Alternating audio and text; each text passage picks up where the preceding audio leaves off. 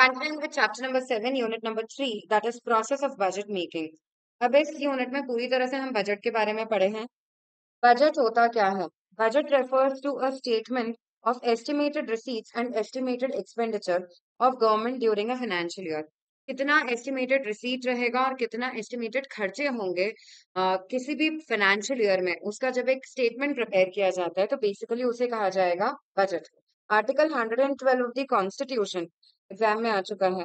President को responsibility देता है for preparation of annual financial statements. Budget शब्द यूज नहीं हुआ है कॉन्स्टिट्यूशन में, उसे कहा गया क्या? Annual financial statements.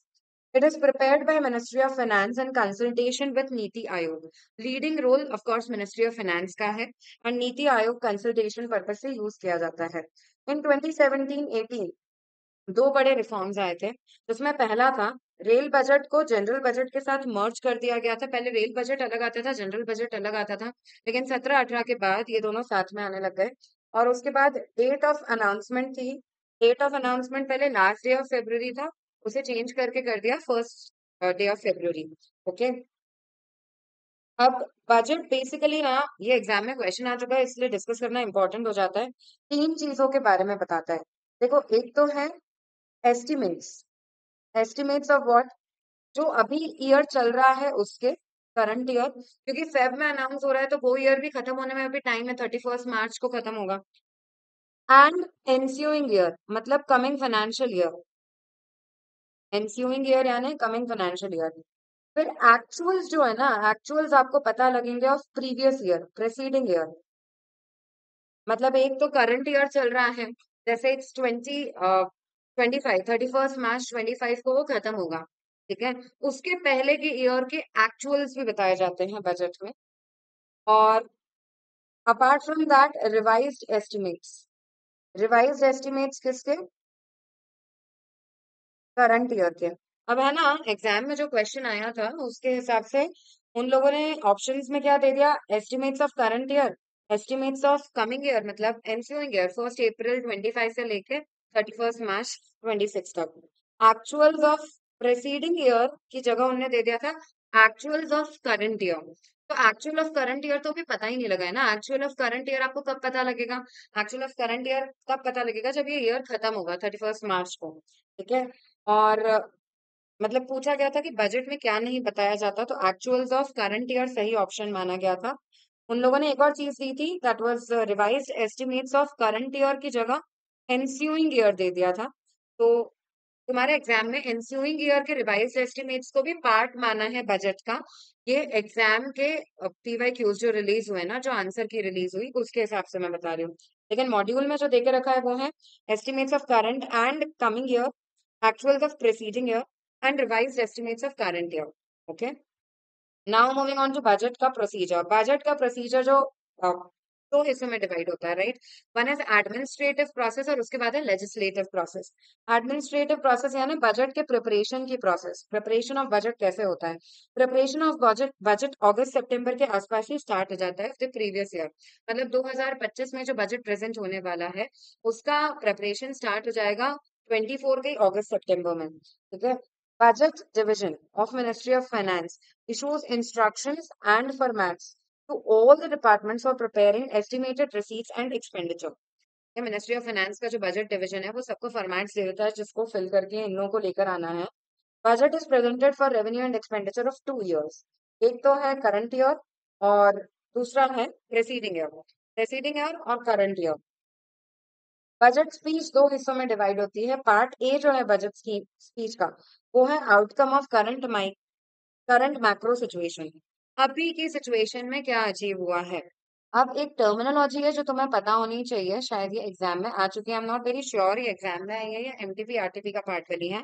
Outcome budgeting किसे बोलते हैं? आउटकम बजटिंग मतलब बेसिकली आप अपने प्रेसीडिंग ईयर, प्रीवियस ईयर के जो बजट है उसके एस्टिमेट्स जो आपने दिए थे, जितना अलोकेशन आपने सोचा था, you compare it with what? You will compare it with the actuals. Actual में कितना अचीव हो पाया है उससे जब कंपेयर किया जाएगा तो उसे आउटकम बजटिंग बोलते हैं।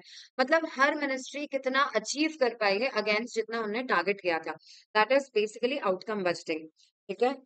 तो outcome of the current macro situation बताया जाता है। पार्ट बी होता है progress in the developmental measures. ठीक है, क्या और प्रोग्रेस अचीव करनी है हमको, that is the second part of budget. अब तीन parts in which the government accounts are presented. तीन हिस्से हैं गवर्नमेंट के अकाउंट्स के। सबसे पहले है consolidated fund of India. Consolidated fund of India main fund है जिसमें बजट की सारी रिसीट और सारे खर्चे इसी में आते हैं। ठीक है, तो it is the main account जिसमें सारी बोरोइंग्स का पैसा भी इसी में आएगा, इसी से फंड एलोकेट किया जाता है। Only if it is appropriated by parliament, parliament के परमिशन के बिना नहीं यूज कर सकते। Contingency fund of India can be use with the approval of president. No legislative approval is needed to it. ठीक है, कोई भी इमरजेंसी अगर आती है, कोई भी कॉन्टिजेंसी सिचुएशन आती है, तो उसमें आप ये फंड यूज कर सकते हो with the approval of president. और तीसरा है पब्लिक अकाउंट, जहाँ पे गवर्नमेंट केवल एक बैंकर का काम कर रही है। हम सब अपने डिपॉजिट्स वहां पे रखते हैं, मेंटेन करते हैं, और जो भी डिपॉजिट्स हम मेंटेन कर रहे हैं, ठीक है, उनको हम विड्रॉ भी कर सकते हैं as public at any point of time. तो government is only acting as a banker here, जहाँ पे हम अपने डिपॉजिट करते हैं पोस्ट ऑफिस वगैरह में, एंड हम उसे कभी भी विड्रॉ कर सकते हैं। There are three accounts basically, public account, contingency fund and consolidated fund of India. अब आते हैं प्रेजेंटेशन ऑफ डेटा पे, जिसे कहा जाता है दूसरा part, legislative process. This is the second step. देखो फर्स्ट स्टेप क्या थी, दिस वाज एडमिनिस्ट्रेटिव प्रोसेस, और दूसरा स्टेप क्या है, लेजिस्लेटिव प्रोसेस। अब लेजिस्लेटिव प्रोसेस में बेसिकली जो बजट आपने प्रिपेयर किया है, अब उसको आपको प्रेजेंट करना पड़ता है both the houses of Parliament में। लिस्ट ऑफ डॉक्यूमेंट्स जो प्रेजेंट किया जाता है वो है सबसे पहले annual financial statements, demand for grants, और तीसरा है finance bill. Annual financial statements is another name of budget only. Second है demand for grants. Demand for grants मतलब हर स्टेट ने कितना कितना डिमांड किया है सेंटर से, ओके, उनका शेयर। और फाइनेंस बिल, फाइनेंस बिल जिससे हम लोगों को मेनली काम होता है, टैक्स वगैरह की पॉलिसीज जिसमें आती है, वो तो फाइनेंस बिल है। चौथा है statement under FRBM act, exam में आ चुका है, बिकम्स इंपॉर्टेंट। कौन से स्टेटमेंट कवर हो रहे हैं, मैक्रो इकोनॉमिक फ्रेमवर्क स्टेटमेंट, और दूसरा है मीडियम टर्म फिस्कल पॉलिसी कम फिस्कल स्ट्रेटेजी स्टेटमेंट। ये दोनों प्रेजेंट किए जाते हैं, okay. And last one is 9 other documents. इसके अलावा 9 और डॉक्यूमेंट्स हैं, लेकिन उसका लिस्ट तुम्हें दिया नहीं है, तुमको याद करने की जरूरत नहीं है। इन इलेक्शन ईयर बजट दो बार प्रेजेंट किया जाता है। सबसे पहले कब, सबसे पहले to secure vote on account, थोड़े महीने का बजट प्रेजेंट कर दिया जाता है। और दूसरा होता है फाइनल बजट, जिसमें full fledged budget annual financial statements present किए जाते हैं। Now coming on to two stages of budget discussion. Budget discussion दो हिस्सों में होता है। एक तो होता है जनरल डिस्कशन, सारे डॉक्यूमेंट्स रेडी हो गए हैं, जनरल डिस्कशन स्टार्ट होता है। और दूसरा डिस्कशन होता है डिमांड फॉर ग्रांट्स पे डिस्कशन। अलग अलग मिनिस्ट्रीज के साथ, मिनिस्टर्स के साथ डिमांड फॉर ग्रांट्स पे डिस्कशन स्टार्ट होता है। Demand for grants is basically a document जिसमें स्टेट ने एलोकेशन मांगा है, कितना इनकम का हिस्सा उनको चाहिए, they have asked for their allocations. Lok Sabha has the power to reject demand by government. पूरा पावर बजट मेकिंग प्रोसेस में अगर किसी के पास है तो वो बेसिकली लोकसभा है। लोकसभा डिमांड फॉर ग्रांट को रिजेक्ट कर सकती है, it has got all the right to do it. Now budget speech जब होती है, जो दो हिस्सों में होती है, नो, जिसमें एक में आउटकम बताया जाता है और दूसरे में प्रोग्रेस बताई जाती है, फर्दर क्या होने वाला है। बजट स्पीच के बाद budget is place before Rajya Sabha for general discussion. देखो सबसे ज्यादा पावर अगर किसी के पास है तो वो लोकसभा है, क्योंकि बजट स्पीच चल ही कहाँ रही है, इट्स मेनली इन लोकसभा। ठीक है, अब उसके बाद पूरा डिस्कशन होने के बाद, लोकसभा में पूरा डिस्कशन होने के बाद, रिजेक्ट होने के बाद, grants, budget is place before Rajya Sabha for general discussion. किस चीज के लिए प्लेस कर दिया जाता है उसे, जनरल डिस्कशन के लिए। Appropriation bill, a very important terminology that you should no.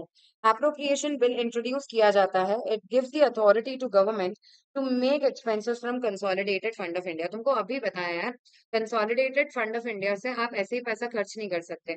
अगर आपको उससे पैसे खर्च करने हैं तो आपको सबसे पहले क्या पास करना पड़ेगा, you have to pass an appropriation bill. ठीक है, जो आपको हक देता है, गवर्नमेंट को हक देता है कंसोलिडेटेड फंड ऑफ इंडिया से पैसे निकालने का। और उसके बाद होते हैं कट मोशन। कट मोशन समझते हो, अगर डिमांड फॉर ग्रांट प्लेस हुई है तो Lok Sabha has the right to reduce that demand for grant. और अगर वो डिमांड फॉर ग्रांट रिड्यूस की जाती है, जितना फंड स्टेट ने मांगा है उसे कम किया जाता है, तो उसे कहा जाता है cut motion. After appropriation bill is pass, finance bill present होता है लोकसभा में। एक बार अप्रोप्रिएशन बिल लोकसभा में पास हो गया है, फिर you present which bill? Finance bill. अब finance bill Parliament must pass it within 75 days of introduction. 75 days के अंदर अंदर फाइनेंस बिल पास हो जाना चाहिए। अब इसमें इसके पीछे एक इंपॉर्टेंट चीज होती है, दैट इज गिलोटिन। गिलोटिन मतलब बिना कोई डिस्कशन के जो भी आउटस्टैंडिंग डिमांड फॉर ग्रांट्स बची है उसको स्पीकर ऑफ लोकसभा प्लेस करता है और फटाफट उसे पास किया जाता है। उसे बोला जाता है क्या? गिलोटिन।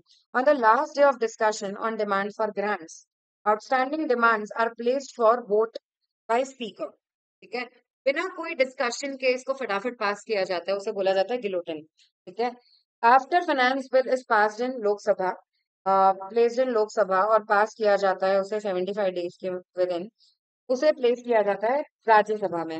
राज्यसभा में उसको उस पर डिस्कशन होता है, लेकिन उसे भी पास करना पड़ेगा 14 दिन के अंदर। कितने डेज के? Within 14 days. अब देखो यार, राज्यसभा जो रिकमेंडेशन देती भी है, Lok Sabha has entire power to reject that recommendation या एक्सेप्ट दैट रिकमेंडेशन। बेसिकली इस पूरी चीज में the major power lies with Lok Sabha, it is not with Rajya Sabha. Sources of revenue, दो सोर्सेस हैं, right? One is revenue and दूसरा है capital receipt. Department of revenue of ministry of finance, देखो यार, main ministry ministry of finance ही है और उसके अंदर अलग अलग डिपार्टमेंट्स चल रहे हैं। तो डिपार्टमेंट ऑफ रेवेन्यू जो है मिनिस्ट्री ऑफ फाइनेंस का, वो मेनली रिस्पॉन्सिबल है रेवेन्यू कलेक्शन के लिए। Department control through two boards, पहला है CBDT, central board for direct taxes, और दूसरा है CBIC, central board for indirect taxes and customs. अब दो तरह की रिसीट होती है, रेवेन्यू रिसीट और कैपिटल रिसीट। ऐसी सारी रिसीट्स जिसकी वजह से ना तो आपकी लाइबिलिटी बढ़ी और ना ही आपकी एसेट कम हुई, उसे बोला जाता है रेवेन्यू रिसीट। कैपिटल रिसीट क्या होती है? जिसकी वजह से आपकी लाइबिलिटी बढ़ गई या फिर आपकी एसेट कम हो गई, उसे बोला जाएगा क्या? Capital receipt. ठीक है, अब tax collection, income, wealth of government, ये सारी कैसी रिसीट्स हैं? ये सारी रेवेन्यू रिसीट्स के एग्जाम्पल है। और नॉन टैक्स रिसीट्स में मतलब रेवेन्यू रिसीट मेनली डिवाइड होती है into two category, tax receipt and non tax receipt. Tax receipt में कौन कौन सी आएगी? इनकम, वेल्थ टैक्स, ये सारे तरह के टैक्स हैं जो गवर्नमेंट कलेक्ट करती है और इसे यूज किया जाता है। Then non tax receipt, non tax receipt में आता है interest and dividend collected by government, these are the examples.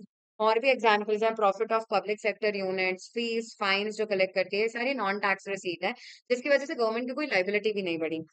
अब आते हैं कैपिटल रिसीट पे। कैपिटल रिसीट दो कैटेगरी में डिवाइड होती है, एक है डेट रिसीट, दूसरी है non debt receipt. Debt receipt में मेनली आएगा state PF, short term treasury bills, ये सारी चीजें, स्टेट का provident fund, short term treasury bills, ये सारी कैपिटल रिसीट है गवर्नमेंट की। ओके, और ये सारी कैपिटल रिसीट डेट क्रिएट कर रही है, डेट लाइबिलिटी क्रिएट कर रही है गवर्नमेंट की।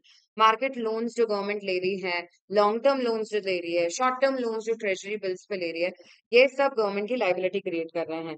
और अगर बात करें नॉन डेट रिसीट की, तो नॉन डेट रिसीट में मेनली कौन सी आएगी? Non debt receipt mainly covers loan का रिकवरी। आपने कोई लोन दे के रखा था और अब जब आप उसे रिकवर कर लोगे तो गवर्नमेंट का क्या कम हो गया? एसेट कम हो गया। लोन दिया था तो गवर्नमेंट का एसेट था, लोन रिकवर कर लिया तो लोन सॉरी गवर्नमेंट का एसेट कम हो गया। और दूसरा है डिसइन्वेस्टमेंट। डिसइन्वेस्टमेंट मतलब जब पब्लिक सेक्टर यूनिट अपने शेयर्स बेच देती है प्राइवेट सेक्टर को, तो गवर्नमेंट को रिसीट हो रही है लेकिन उनके इन्वेस्टमेंट्स कम हो रहे हैं, यानी उनके एसेट कम हो रहे हैं, that is why it is a capital receipt, non debt category के। ओके, अब आ जाते हैं centres net tax revenue. Centre का नेट टैक्स रेवेन्यू कैसे निकाला जाता है? Total tax revenue after paying of state share and national calamity contingency duty. जो भी पैसा, टोटल जितना भी टैक्स कलेक्शन हुआ है आफ्टर पेइंग ऑफ स्टेट का share and national calamity contingency duty, इन दोनों चीजों को हटाकर it is transfer to national calamity contingency fund. ठीक है, एनसीसीडी। आप ट्रांसफर किसको करते हो? National calamity contingency fund. इन दो चीजों को जब हटाया जाता है तो हमें मिल जाता है सेंटर का नेट टैक्स रेवेन्यू। स्टेट का शेयर हटा दो और कॉन्टिजेंसी ड्यूटी हटा दो। अगली चीज है public expenditure management. Effect of unproductive public expenditure, अगर आप ढंग से अ, अपने खर्चे मैनेज नहीं करते, यार तुम भी एज एन इंडिविजुअल अगर वो नहीं कर पा रहे हो तो you will be in trouble. Same thing applies with an economy. अगर आप जरूरत से ज्यादा खर्चा कर रहे हो, मतलब आप इकोनॉमी को प्रॉब्लम में डाल रहे हो, it will result into larger deficit, मतलब आई से लार्जर बोरोइंग्स। जितनी ज्यादा उधार लेके आप बैठे हो, उस उतना ज्यादा आपको टैक्स वसूलना पड़ेगा ताकि आप वो उधार चुका पाओ। इकोनॉमिक ग्रोथ कम हो जाएगी, कम रिसोर्स अवेलेबल रहेंगे यूज करने के लिए, मतलब आपको ज्यादा से ज्यादा लोन चुकाने में पैसा खत्म करना पड़ेगा, इंफ्रा डेवलपमेंट वगैरह के लिए आपके पास पैसा ही नहीं बचेगा। और in general there will be a greater debt burden, future generations के लिए आप बर्डन बढ़ाते जा रहे हो। एग्जाम में आ चुका है, department of expenditure of ministry of finance responsible होता है for public expenditure management, nodal department for overseeing public financial management system. ठीक है, क्या है ये? It is the top most department for overseeing what? Public financial management system. ये भी आ चुका है लाइन एग्जाम में। पब्लिक फाइनेंशियल मैनेजमेंट सिस्टम का मेन डिपार्टमेंट है department of expenditure of ministry of finance. अब ये क्या क्या चीजें करता है? सबसे पहले implementation of recommendation of finance commission. याद है ना, फाइनेंस कमीशन जो फंक्शंस और फाइनेंस डिस्ट्रीब्यूट करती है अलग अलग लेवल्स ऑफ गवर्नमेंट में। तो ये जो भी रिकमेंड करती है फाइनेंस कमीशन, जो भी रिकमेंडेशन देगी, एंड सेंट्रल पे कमीशन जो भी रिकमेंड करेगी, उसको इम्प्लीमेंट करने का काम करेगी। मॉनिटरिंग ऑडिट कमेंट्स, जो भी ऑडिटर ने बोला है उसे फॉलो कर किया जाएगा। Third is preparation of central government accounts, it is also responsible, department of expenditure is responsible for preparation of central government accounts. And lastly it assist central ministries in controlling cost, ये central ministries को assist भी करता है cost control करने में। ठीक है, these are all the roles of department of expenditure. Requirement of funds for all types of expenditure are discuss during pre budget meeting chaired by secretary. अलग अलग टाइप के पैसों की रिक्वायरमेंट किससे डिस्कस की जाती है? प्री बजट मीटिंग में सेक्रेटरी से डिस्कस की जाती है हर टाइप के एक्सपेंडिचर का रिक्वायरमेंट। अब आ जाते हैं एक्सपेंडिचर बजट पे या एक्सपेंडिचर प्रोफाइल पे। एक्सपेंडिचर बजट है क्या? दो तरह के खर्चे बताए गए हैं इसमें, सेंटर के एक्सपेंडिचर और centrally sponsored schemes and other transfer. अब सेंटर के एक्सपेंडिचर के क्या क्या एग्जाम्पल्स हैं जो डायरेक्टली सेंट्रल गवर्नमेंट करेगी? एस्टैब्लिशमेंट का खर्चा, कुछ भी बनाने का खर्चा, सेंट्रल सेक्टर स्कीम्स, और दूसरे कैपिटल एक्सपेंडिचर इसका पार्ट बनेगा। यार इसमें है ना, तुम सिर्फ याद कर लो कि ये सारे खर्चे सेंटर के एक्सपेंडिचर है। Centrally sponsored schemes and other transfer. Centrally sponsored schemes में मेनली क्या आएगा? सेंट्रली स्पॉन्सर्ड स्कीम्स मतलब जो सेंटर स्पॉन्सर कर रहा है, फाइनेंस कमीशन के ट्रांसफर और अदर ट्रांसफर टू स्टेट्स। ठीक है, याद करने वाली रटने वाली चीज है वो, डायरेक्टली याद करो। Finally, coming on to a very important thing, that is public debt management. Public debt होता क्या है? Public debt refers to the government debt from internal and external sources contracted in consolidated fund of India. पूरा date government का internal और external sources से, वो कहलाता है क्या? पब्लिक डेट कहलाता है, जो कंसोलिडेटेड फंड ऑफ इंडिया में कॉन्ट्रैक्ट किया जाएगा। Then next is government issues new bonds to repay previous bonds.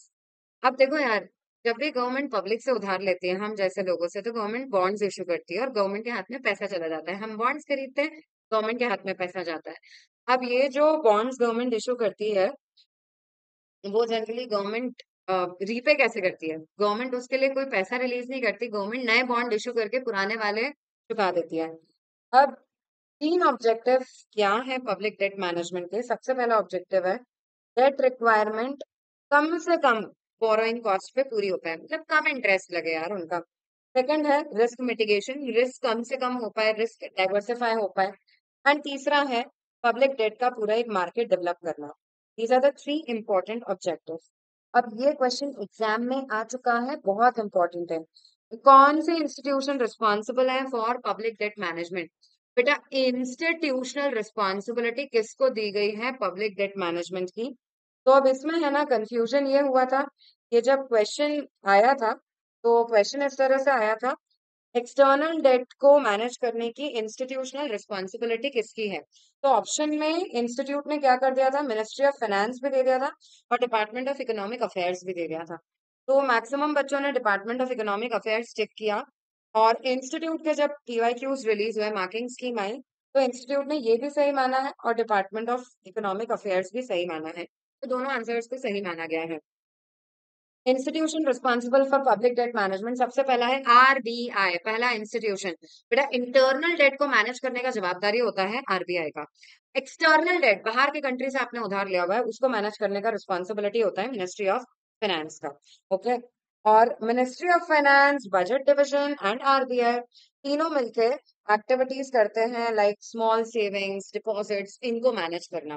ठीक है, अब आ जाते हैं इंटरनल डेट पे। इंटरनल डेट में सबसे पहले आती हैं डेटेड सिक्योरिटीज पे।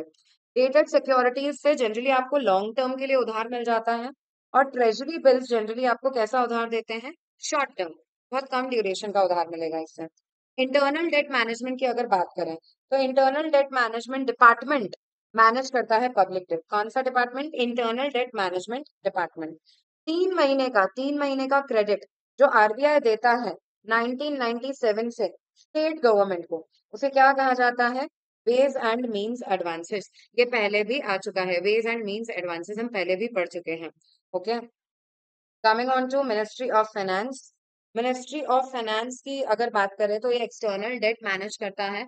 एक्सटर्नल डेट मैनेज करने के साथ साथ ways and means advance, I think it will come in chapter number 8। Okay, not in chapter number 7 या उससे पहले। ठीक है, तो चैप्टर 8 में आएगा वेज एंड मीन्स एडवांसेस। 3 महीने का उधार जब आरबीआई स्टेट गवर्नमेंट्स को देती है, उसे बोलते हैं वेज एंड मीन्स एडवांसेस। अब बाहर की कंट्री से आपने डेट या उधार लेके रखा है, तो उसे मैनेज करने के लिए रिस्पॉन्सिबिलिटी है मिनिस्ट्री ऑफ फाइनेंस की। और उसके कौन से डिपार्टमेंट की? Department of economic affairs manages it mainly by giving long term credit. Long term credit, ठीक है। अब ये तीन सोर्सेस देखने के बाद fiscal responsibility and budget management act 2003 में जो fiscal responsibility and budget management act आया था, वो मेनली फिस्कल डेफिसिट रिड्यूस करने का टारगेट रखता है। उसके मेन ऑब्जेक्टिव्स हैं, सबसे पहले इंटर जनरेशनल इक्विटी। यार अलग अलग जनरेशन, अगर आप डेट आज की तारीख में लेते जा रहे हो, तो आप फ्यूचर जनरेशन के लिए उधार बढ़ाते जा रहे हो। आप चाहते हो कि जनरेशन वाइज इक्विटी मेंटेन रहे, तो ऐसे सिचुएशन में आपको उधार कम लेना है। मेन टारगेट ही है फिस्कल डेफिसिट कम करना। फिस्कल डेफिसिट समझते हो ना? उधार, borrowing. Okay, then long term macro economic stability. Long term macro economic stability लेकर आना, बहुत ज्यादा स्टेबिलिटी मेंटेन करना। Then better coordination between fiscal and money policy. Fiscal और मनी पॉलिसी के बीच में ज्यादा अच्छा कोऑर्डिनेशन रहे। Fiscal policy given by government, money policy given by RBI. Transparency in fiscal operations, transparency maintain करने के लिए ये चार मेन ऑब्जेक्टिव्स हैं, जिसको ध्यान में रख के एफआरबीएम एक्ट आया है 2003। पीडीएम सेल 2016 में इंट्रोड्यूस हुई थी under department of economic affairs. Then medium term debt management strategy 2021 से लेके 24 तक, 24 में इंट्रोड्यूस हुई थी। It is a framework to determine appropriate composition of debt portfolio. सबसे appropriate composition of debt portfolio कैसा रहेगा, उसके लिए स्ट्रेटजी यूज की जाती है। उसके बाद आ जाता है अपन जी सेक पे। गवर्नमेंट की सिक्योरिटीज का मार्केट डेवलप करने की कोशिश की जा रही है।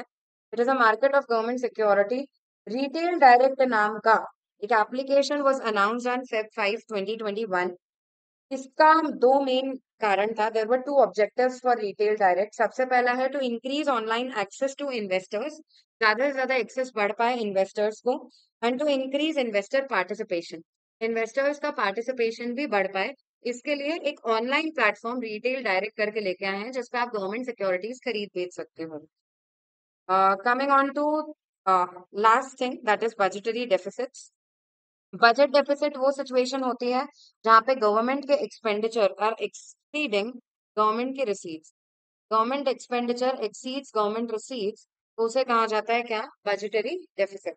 अब बजटरी डेफिसिट तीन तरह के हो सकते हैं। रेवेन्यू डेफिसिट क्या होता है? Revenue expenditure minus revenue receipt. Revenue expenditure ज्यादा है in comparison to revenue receipt, तो उसे कहा जाएगा क्या? Revenue deficit.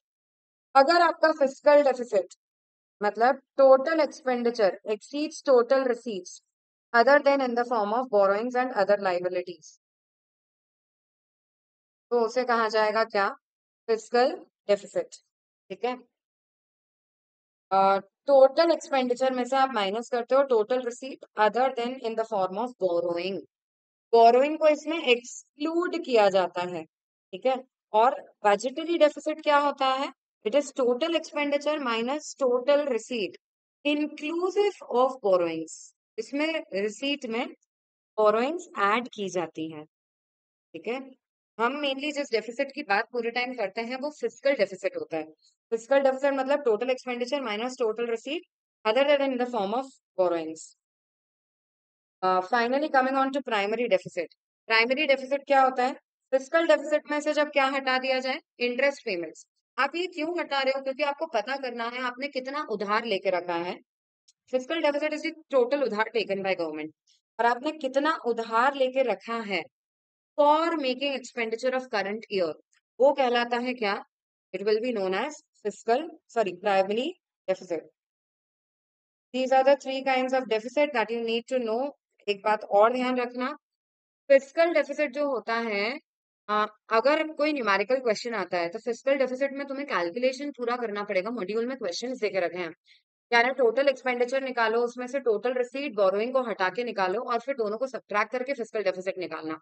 अगर डायरेक्टली बोरोइंग देके रखी है, that will not be regarded as fiscal deficit. Am I clear with this? इसके साथ ये यूनिट होती है खत्म।